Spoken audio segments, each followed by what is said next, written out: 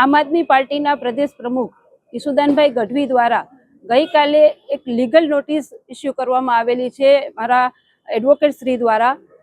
ગુજરાતના તમામ જિલ્લાઓના કલેક્ટરશ્રીઓ અને ઈઆરઓ ને આ નોટિસ આપેલી છે અને આ નોટિસ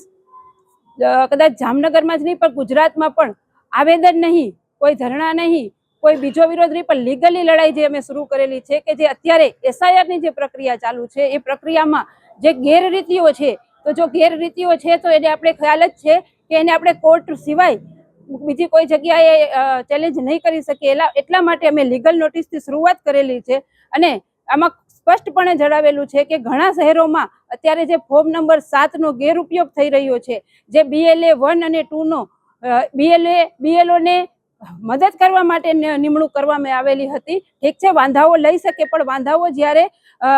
ગ્રાહ્ય રાખી શકાય અને આધાર પુરાવા સહિત આપવામાં આવે તો એવા વાંધાઓ લેવા સામે અમને કોઈ વાંધો નથી. પણ માત્ર ને માત્ર લોકોને પરેશાન કરવા અને અત્યારે હું તો એમ કહું છું કે BLO ઉપર પણ અત્યારે આજે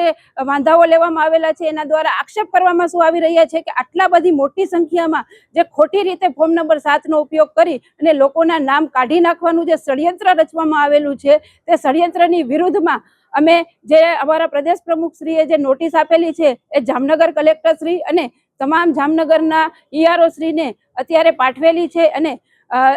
ફ્યુચરમાં જો આ રીતે કામ કરવામાં નહીં આવે તો આમ આદમી પાર્ટી દ્વારા ઉગ્રમાં ઉગ્ર આંદોલન પણ કરવામાં આવશે. પરંતુ અમારી માંગણી એક જ છે કે જે પણ લોકો ભારતીય નાગરિક છે, જે મતદાનના અધિકાર છે એમના, જે 1960ના નિયમ મુજબ